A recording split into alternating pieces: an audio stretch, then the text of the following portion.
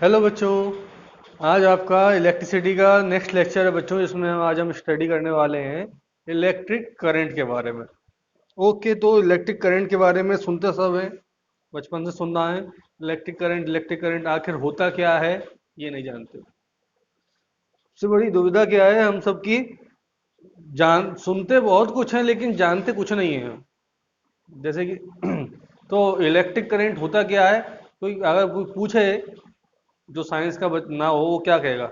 वो बिजली है ना, वो बिजली का झटका, वो इलेक्ट्रिक करंट है। तो एक्चुअली में इलेक्ट्रिक करंट क्या है, एक साइंस का स्टूडेंट क्या कहेगा? तो वो आज वो सीखते हैं इलेक्ट्रिक करंट क्या होता है। हम जानते हैं इलेक्ट्रिक करंट जो फ्लो होता है वो चार्जेस की वजह से फ्लो होता है, माने इलेक्ट्रॉन्स की वजह से फ्लो होता है कंडक्टर्स में। तो ये चार्जेस का फ्लो होना यही करंट कंस्टिट्यूट कराता है।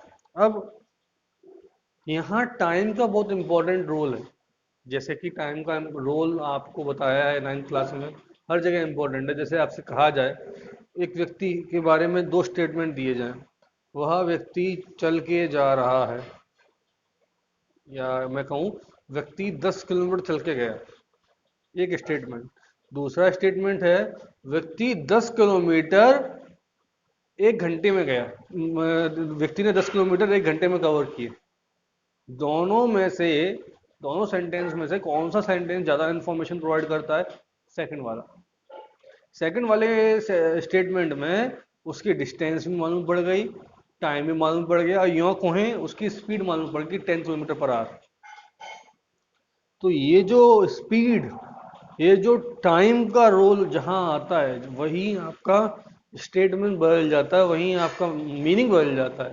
तो इलेक्ट्रिक करंट हम सब समझते हैं, जैसे चार्ज फ्लो होता है तो इलेक्ट्रिक करंट बनता है, ठीक है। लेकिन रियली में क्या इलेक्ट्रिक करंट यही है? नो। इलेक्ट्रिक करंट क्या है? Rate of flow of charge, इसको इलेक्ट्रिक करंट। कितना तेजी से इलेक्ट्रॉन्स फ्लो हो रहे हैं इसको इलेक्ट्रिक करंट कहते हैं, ना कि कितने इलेक्ट्रॉन्स फ्लो हो रहे हैं इसको कहते हैं। एग्जाम्पल के तौर पर समझो, मैंने कहा आपके पास के 10 कूलम चार्ज फ्लो हो रहा है, ये इलेक्ट्रिसिटी है? नो। और वहीं में अगर आपसे कहूं कि 10 कूलम चार्ज 2 सेकंड में फ्लो की स्पीड से, पर मतलब वायर में हर 2 सेकंड में 10 कूलम चार्ज फ्लो हो रहा है। अब यहाँ स्पीड आ गई 10 कूलम पर 2 सेकंड, माने 5 कूलम पर सेकंड। ये जो है आपका इलेक्ट्रिक करंट,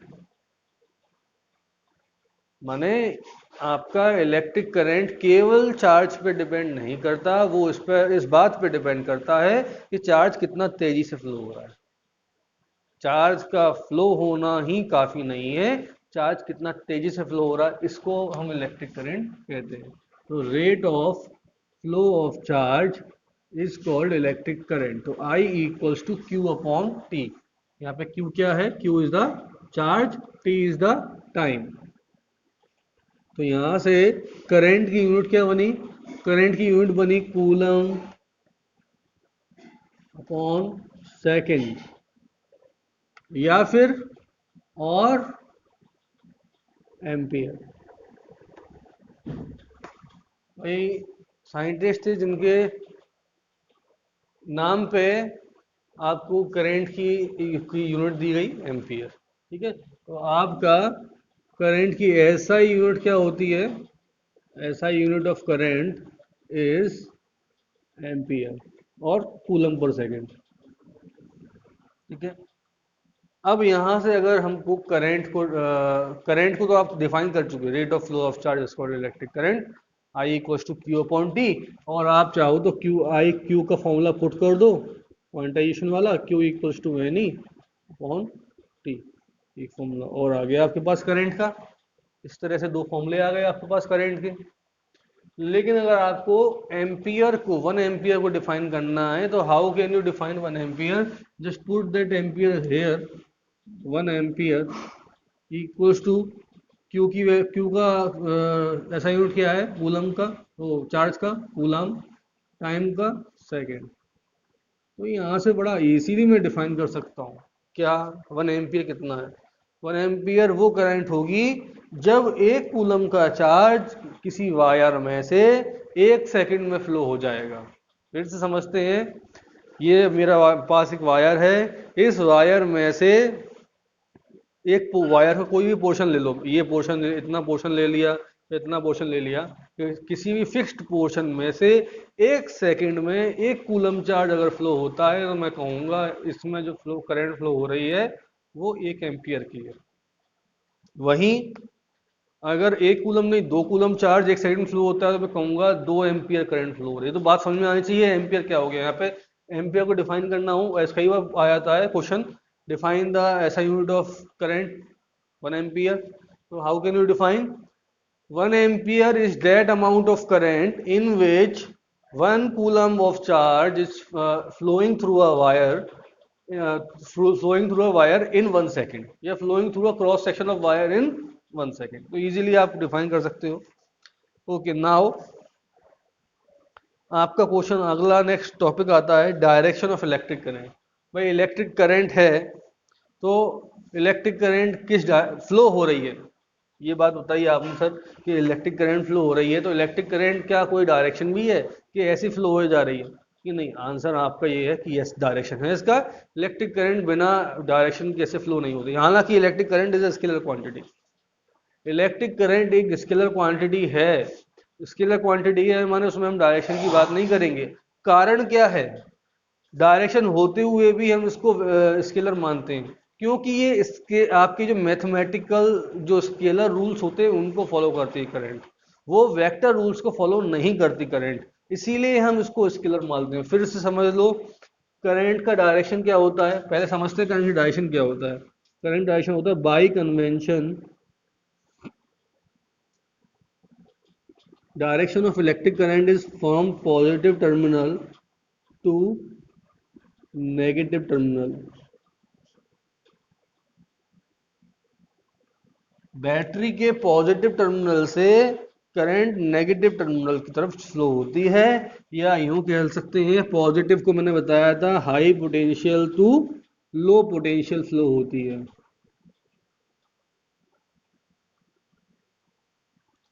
जबकि इलेक्ट्रॉन्स उल्टा फ्लो होते हैं। इसको अगर मैं डायग्राम से समझाऊं तो इस तरह समझो, ये इसको मिटाते हैं।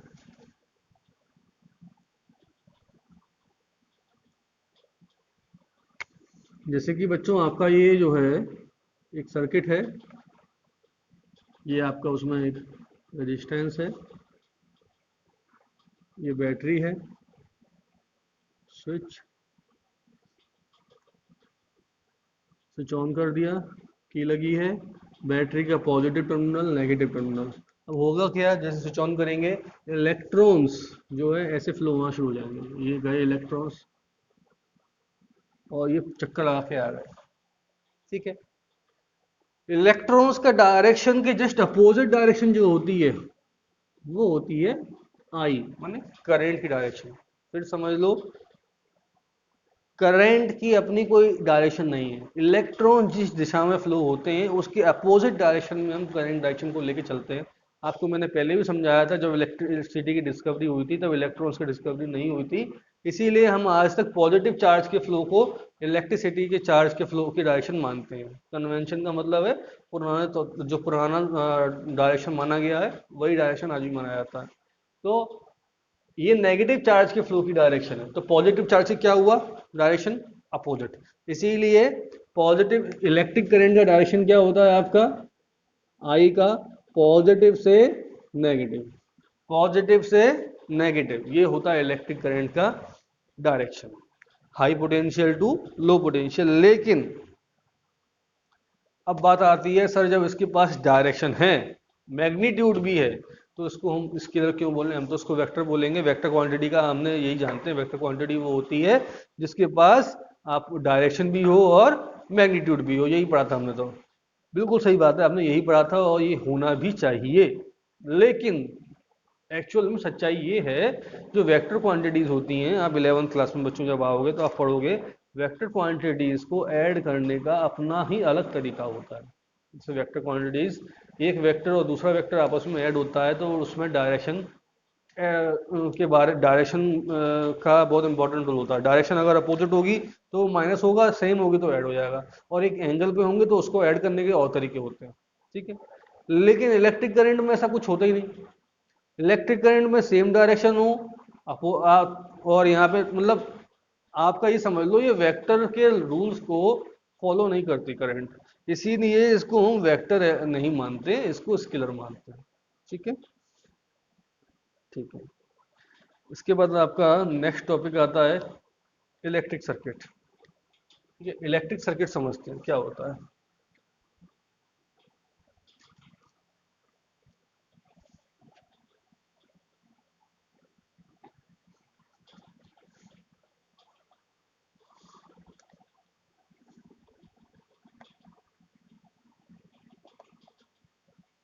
इलेक्ट्रिक सर्किट वो कंडक्टिंग पाथ है जिसके थ्रू इलेक्ट्रिक सर्किट वो कंडक्टिंग पाथ है जिसके थ्रू आपकी इलेक्ट्रिक करंट फ्लो हो पाती है। जैसे कि मैं कहूँ कि आप कोई रास्ता है जो आपको घर से अग्रवाल क्लासेस तक लेके आता है, तो वो रास्ता जो आपको घर से कोचिंग तक स्कूल तक लेके आता है, वो रास्ता आपके लिए इलेक्ट्रिक सर्किट है। इसी प्रकार से जिस रास्ते इलेक्ट्रिक करंट फ्लो हो पाती है, चल पाती है, वो उस रास्ते को हम क्या कहते हैं, इलेक्ट्रिक सर्किट कहते हैं। तो उसका अपना एक प्रॉपर डायग्राम है। कैसा डायग्राम है देखें जरा।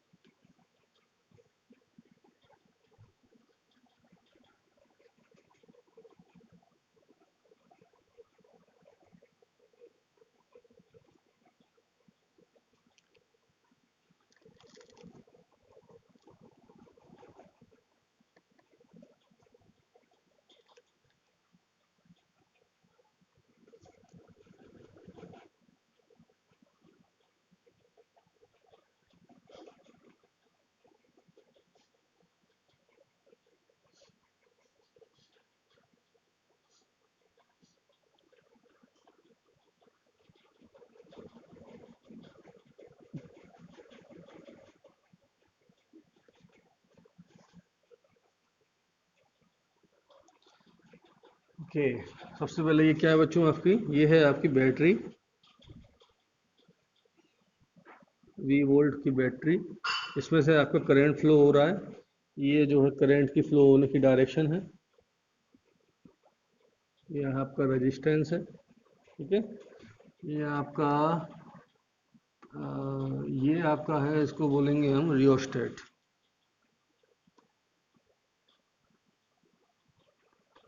ठीक है, ये है आपकी की, ये है आपका एमीटर, ये है आपका वोल्ट मीटर। ठीक है, इसको बोलेंगे हम resistance.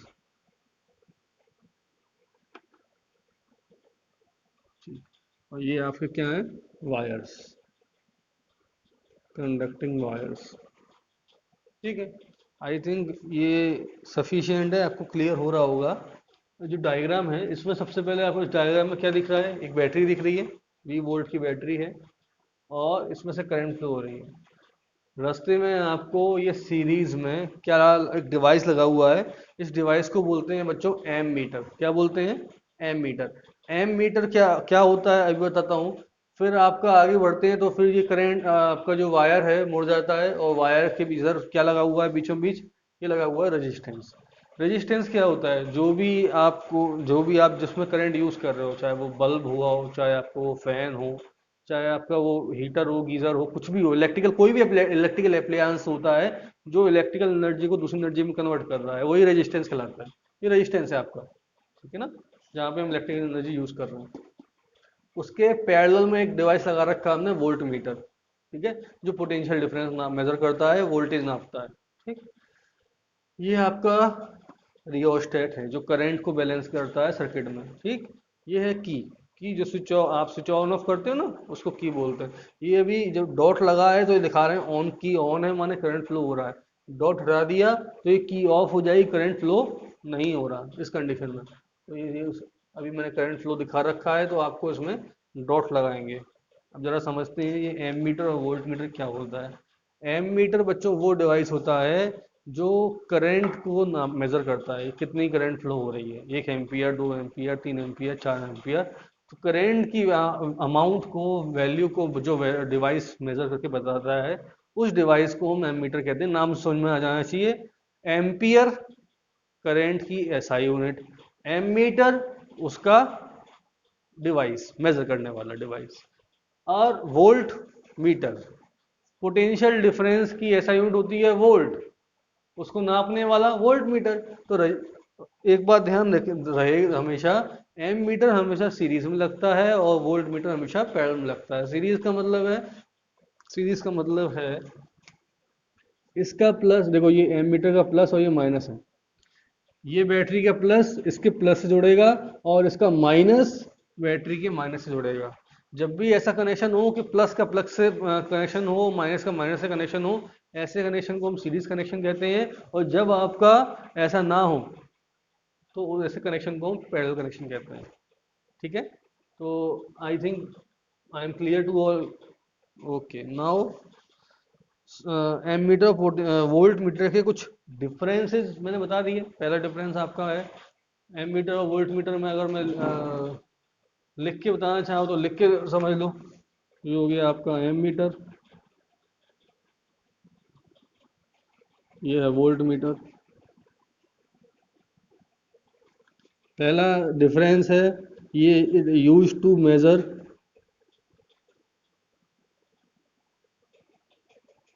Current I, it is use to major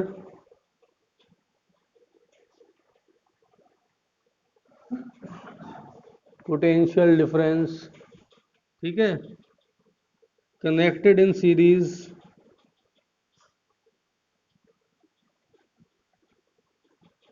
हमेशा इसको एमीटर को सीरीज में कनेक्ट करते हैं, इसको हमेशा कनेक्ट करते हैं पैरेलल में, कनेक्टेड इन पैरेलल।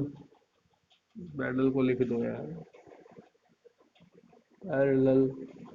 ओके, और थर्ड सब के डिफरेंस क्या है इसका? थर्ड डिफरेंस होता है हमारा एम मीटर में जो रेजिस्टेंस होता है वो बहुत कम होता है, तो लो रेजिस्टेंस।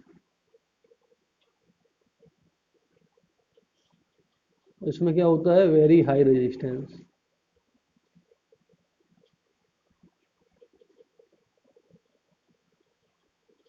ठीक है, तो इस तरह से ये जो है, ये मेन आपके थ्री डिफरेंसेस थे एम मीटर और वोल्ट मीटर के बीच में। ठीक है, लो रेजिस्टेंस और हाई रेजिस्टेंस का मतलब क्या होता है वो समझ लेते हैं। रेजिस्टेंस बच्चों अभी आप पढ़ोगे रेजिस्टेंस क्या होता है। रेजिस्टेंस एक्चुअली करंट, जो करंट का जो फ्लो है, इलेक्ट्रिक चार्जेस का जो फ्लो है, उसके फ्लो में आने वाली जो रुकावट होती है, उसके फ्लो में जाने वाला स्टॉपेज होता है, जो करंट को इजीली फ्लो नहीं हो पाती जिस वजह से, उसको हम रेजिस्टेंस बोलते हैं।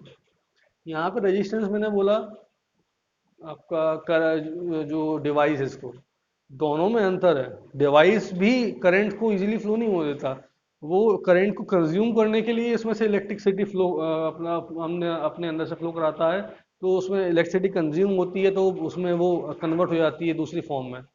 और नॉर्मल वायर में जो इलेक्ट्रिसिटी होती है और डिवाइसेस में जो आपका रेजिस्टेंस होता है, वायर में भी रेजिस्टेंस होता है, एम मीटर में वो रेजिस्टेंस है, वोल्ट मीटर में, सब में रेजिस्टेंस है, लेकिन हर किसी का रेजिस्टेंस की वैल्यू कम होती है। रेजिस्टेंस की ज़्यादा होती है, लेकिन वोल्ट मीटर की बहुत ज़्यादा होती है, एम मीटर की बहुत कम है। एम मीटर की कम होने का कारण क्या है? अगर एम मीटर में रेजिस्टेंस कम होगा, ज़्यादा होगा, सोचो, अगर एम मीटर में रेजिस्टेंस ज़्यादा हो जाए तो क्या होगा? जो करंट फ्लो हो रही है वो इस एम मीटर को आपका क्रॉस ही नहीं कर पाएगी, क्योंकि इसको तो सीरीज में लगा रखा है। अगर इसका रजिस्टेंस ज़्यादा होगा तो वो एम मीटर पे ही आके रुक जाएगी, अटक के रह जाएगी, वो आगे फ्लो ही नहीं हो पाएगी। इसीलिए एम मीटर का रजिस्टेंस जो है बहुत आपका कम होता है, या इसीलिए सीरीज में लगाया जाता है, या फिर यूँ कह लो एम मीटर का रजिस्टेंस कम होता है इसलिए सीरीज में लगाते हैं। बात क्लियर हो गई? वोल्ट मीटर का रजिस्टेंस बहुत हाई होता है, इसीलिए उसको पैरेलल में लगाते हैं। अभी और कारण समझ में आएगा कि आपका पैरेलल में लगाने का कारण क्या होता है। पैरेलल में लगाने का कारण ये भी होता है बच्चों कि पैरेलल में आप पढ़ोगे अभी जाके जाके पैरेलल में पोटेंशियल डिफरेंस सेम रहता है, जबकि सीरीज में करंट सेम रहता है। तो इसको आगे समझेंगे क्यों ऐसा हुआ। तो अब आपका जो इस चैप्टर का बहुत इंपॉर्टेंट लॉ है वो पढ़ने जा रहे हैं, उस पर ध्यान देते हैं, जिसका नाम है ओम्स लॉ।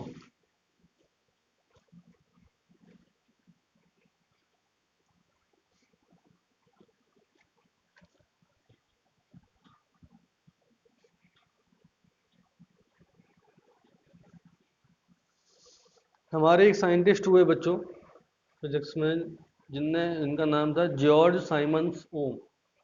उनने बहुत एक्सपेरिमेंट करके देखे कि इस इलेक्ट्रिसिटी का पोटेंशियल डिफरेंस या औरों से क्या रिलेशन है।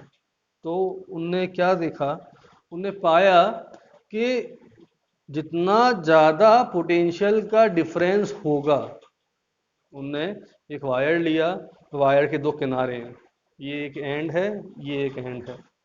इस एंड पे उनने पोटेंशियल लगाया 10 वोल्ट, इस एंड पे लगाया 20 वोल्ट।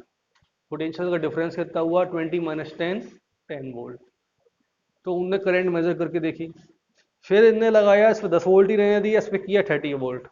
तो देखा पोटेंशियल का डिफरेंस कितना हुआ 30 माइनस 10, 20 वोल्ट। और फिर उनने करंट फ्लो कराई, देखते हैं क्या करंट फ्लो कराई जैसी, तो देखते हैं कि अब करंट ज़्यादा फ्लो हो रही है। फिर उनने क्या किया, 10 ही रहने दिया, इसको 40 किया, तो 40 माइनस 10, 30 वोल्ट। तो फिर से करंट फ्लो कराई, देखते हैं अब करंट की वैल्यू और बढ़ गई, और बढ़ाते गए। पोटेंशियल का डिफरेंस बढ़ाने पर वो देखते हैं करंट की वैल्यू में बड़ा चेंज आता है।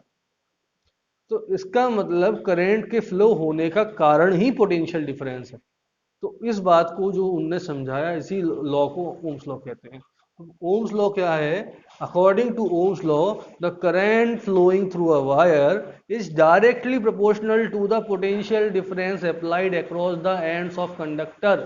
फिर सुन लो, the current flowing through the wire is directly proportional to the, directly proportional है टू द पोटेंशियल डिफरेंस। किसके डायरेक्टली प्रोपोर्शनल है? पोटेंशियल के डिफरेंस के। बच्चों गलती मत करना, पोटेंशियल पे डायरेक्टली प्रोपोर्शनल नहीं है, पोटेंशियल के डिफरेंस के डायरेक्टली प्रोपोर्शनल है। Is directly proportional to the potential difference of the conductor at the applied at the ends of conductor. Potential difference जो कंडक्टर के किनारों पे अप्लाई किया गया है, provided that the physical condition remain same. और साथ में एक शर्त रखी है कि फिजिकल कंडीशन में कोई चेंज नहीं आना चाहिए। फिजिकल कंडीशन क्या होती हैं? वायर की लेंथ नहीं चेंज हो, वायर का एरिया ऑफ क्रॉस सेक्शन में कोई चेंज ना किया जाए, और उसके आसपास के टेम्परेचर में कोई चेंज ना किया जाए। तो ऐसे अगर कंडीशन नॉर्मल कंडीशन है, तो उस वक्त आपका पोटेंशियल डिफरेंस करंट के डायरेक्टली प्रोपोर्शनल होगा। या उल्टा बोल सकते हो, करंट आपके पोटेंशियल डिफरेंस की डायरेक्टली प्रोपोर्शनल होता है। V is proportional to I। तो ये हो जाएगा आपका V प्रोपोर्शनलिटी से हटेगा, कांस्टेंट आएगा, इक्वल आएगा, एक कांस्टेंट आएगा, तो ये हो जाएगा I इंटू आर। तो यहाँ पे जो R है, इसी को आप R को ही बोलते हैं बच्चों रेजिस्टेंस, जो कि एक प्रोपोर्शनलिटी कांस्टेंट है।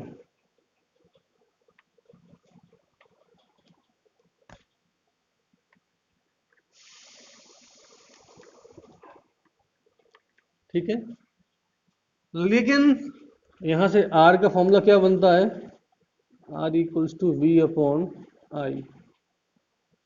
ठीक है, तो यहाँ से R का यूनिट हुई आपकी रेजिस्टेंस की वोल्ट पर एम्पियर, और ओम। जॉर्ज साइमन ओम के सम्मान में उनकी नाम की यूनिट रख दी गई रेजिस्टेंस की ओम। ओम का सिंबल होता है ऐसा, ओमेगा। ठीक है, तो यहाँ से आपको समझ में आ गया होगा कि अगर 1 ओम को मुझे डिफाइन करना है, तो 1 ओम कितना होगा? 1 volt upon 1 ampere. 1 ohm is the resistance of the conductor. किसी कंडक्टर का रेजिस्टेंस 1 ओम कब होगा? 1 ohm is the resistance of conductor if 1 ampere of current flows through the conductor when the potential difference is 1 volt. 1 ohm किसी भी conductor का resistance होगा अगर 1 ampere की ही करंट फ्लो हो पाती है 1 वोल्ट के पोटेंशियल डिफरेंस पे। क्लियर होगी बात? तो यहाँ तक आप लोगों को मेरे ख्याल से ओम्स लॉ समझ में आ गया होगा।